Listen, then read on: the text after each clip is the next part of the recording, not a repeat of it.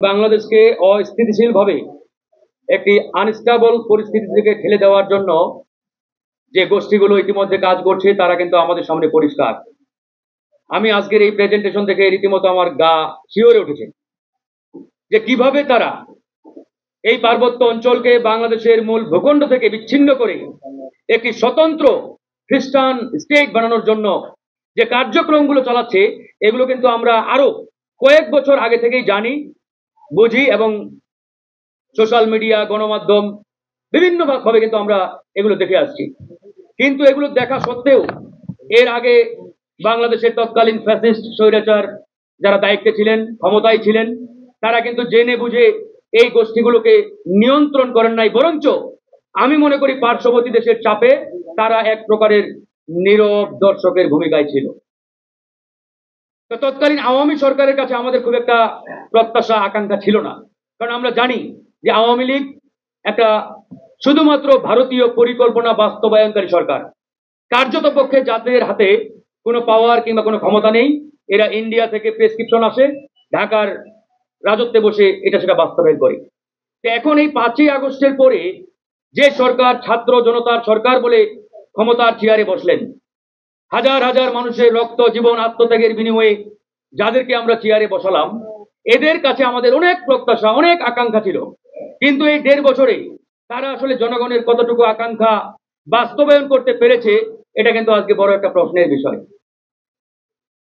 কয়েকদিন আগে, বোধহয় 10-15 দিন আগে, পার্বত্য অঞ্চলে যে সংঘর্ষ, যে হাঙ্গামা আমরা দেখলাম, এটা দেখার পরেও এই সরকার এবং এই সরকারের দায়িত্বশীল অর্গানগুলো যদি চুপ থাকে, নিশ্চুপ থাকে, নীরব দর্শকের ভূমিকায় থাকে, তাহলে আমাদের বলতে আর বাকি থাকে না যে খুব একটা বিপজ্জনক পরিস্থিতির দিকে আমরা ধাবিত হচ্ছি, এবং সেটা খুব বেশি দিন সময় লাগবে না।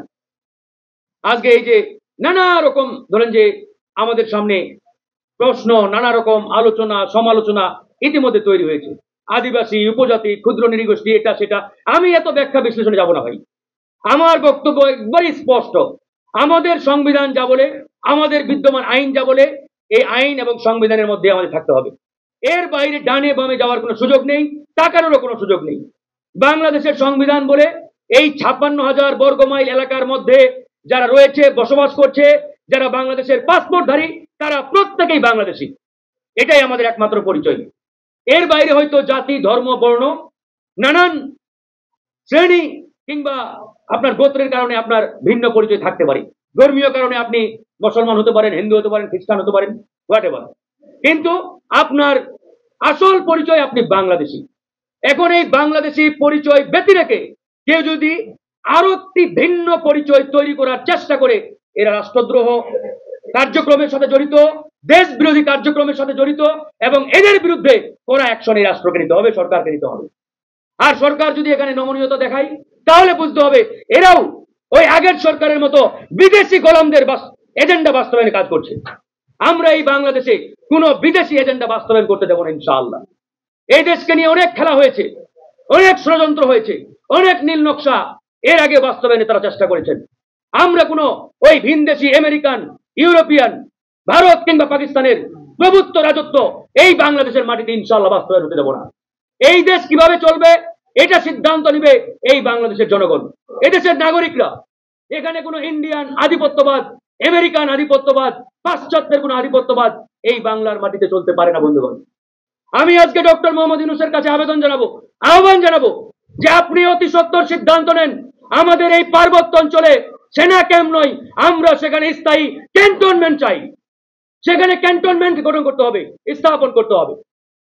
আমাদের পার্শ্ববর্তীদের দেখেন, প্রত্যেকটা পার্বত্য অঞ্চলে ইন্ডিয়ার সেনা ক্যাম্প আছে, মানে ক্যান্টনমেন্ট আছে। ইন্ডিয়া যদি তার পার্বত্য অঞ্চলগুলোকে সুরক্ষিত রাখার জন্য, তার সীমানা বর্ডারকে সুরক্ষিত রাখার জন্য সেনানিবাস স্থাপন করতে পারে, বাংলাদেশের আমাদের পার্বত্য অঞ্চল তথা আমাদের বর্ডার লাইন সুরক্ষিত রাখার জন্য আমরা কেন সেনানিবাস স্থাপন করতে পারবো না? এই প্রশ্নটা আপনাদের সবাইকে করতে হবে, আওয়াজ তুলতে হবে বন্ধুগণ। এই পার্বত্য অঞ্চলের স্থায়ী শান্তির জন্য সেখানে পার্মানেন্ট ক্যান্টনমেন্ট ছাড়া স্থায়ী শান্তি কখনোই আসবে না। সেনা ক্যাম্প বসাবেন, 2 দিন পরে প্রত্যাহার হবে, সেনা ক্যাম্পে হামলা হবে, নিয়মিত হচ্ছে। আমাদের আর্মি অফিসারদের উপরে বারবার আক্রমণ হচ্ছে, এরকম ঘটনা প্রতিনিয়ত আমরা দেখতে পাচ্ছি। তো সেই জায়গা থেকে আমাদের সম্মিলিতভাবে আওয়াজ তুলতে হবে। আমি রাজনৈতিকভাবে আমি গণ অধিকার পরিষদের মুখপাত্র, আমি একটা দলের পক্ষ থেকে বলছি, শুধু আমি বললেই হবে না, বিএনপি কে বলতে হবে, জামাতকে বলতে হবে, প্রত্যেকটা রাজনৈতিক দলকে বলতে হবে। একই সাথে যারা আপনারা গণমাধ্যমের বন্ধু রয়েছেন এখানে, আপনাদেরকেও আওয়াজ তুলতে হবে। মনে রাখতে হবে, এই দেশ আমাদের সবার, এই দেশ কোনো একক ব্যক্তি দল গোষ্ঠীর নয়, আমাদের সবার। বাংলাদেশ ভালো থাকলে আপনারাও ভালো থাকবেন, আমরাও থাকবো। আর দেশ যদি ভালো না থাকে, দেশ যদি অরক্ষিত হয়ে যায়, আমার আপনার কারণে স্থান নাই, সবার সামনে বিপদ। এই জন্যই বলছি, সম্মিলিতভাবে আওয়াজ তুলেন।